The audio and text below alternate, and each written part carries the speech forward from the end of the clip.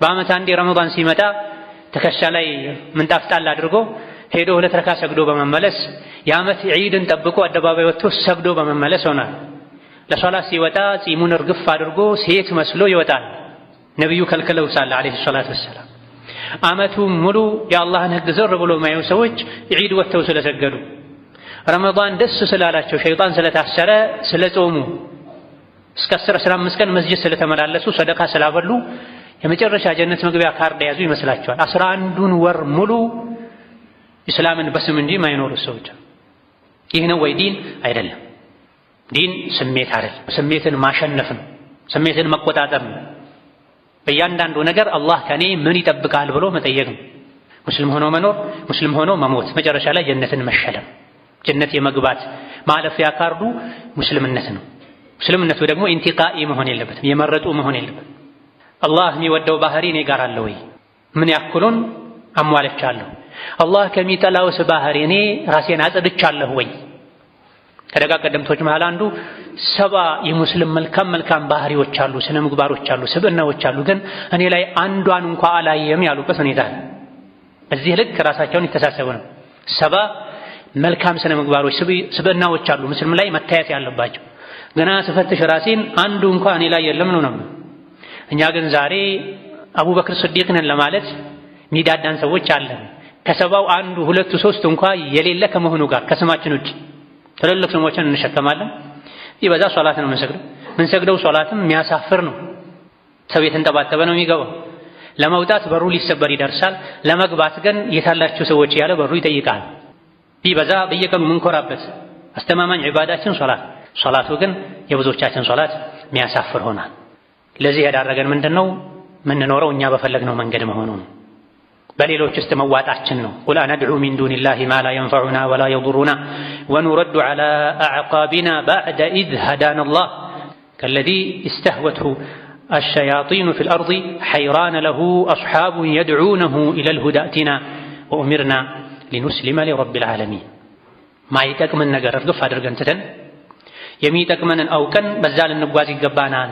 ወደ አላህ የሚጣራን ቁርአንን አቤት ልንል መልስ ልንሰጥ ይገባናል። ሁዳው ወደ ጀነት የሚያዘልቀው መንገድ ተገልጦልን ሳለ እሱን ትተነው ሐይራ ውስጥ ብዥታ ውስጥ ልንዋለል አይገባም።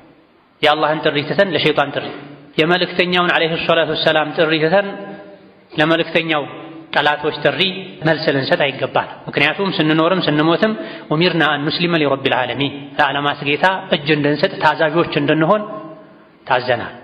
ሃይማኖታቸውን ዛዛታና ጨዋታ ያደረጉትን ተዋቸው፣ ዱንያ የሸነገለቻቸው ሰዎችን ተዋቸው ብሏል። እየተውናቸው አይደለም እየተከተልናቸው።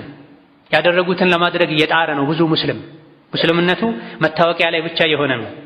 በአመት አንዴ ረመዳን ሲመጣ ትከሻ ላይ ምንጣፍ ጣል አድርጎ ሄዶ 2 ረካ ሰግዶ በመመለስ የአመት ዒድን ጠብቆ አደባባይ ወጥቶ ሰግዶ በመመለስ ሆኗል። ለሶላት ሲወጣ ጺሙን እርግፍ አድርጎ ሴት መስሎ ይወጣል።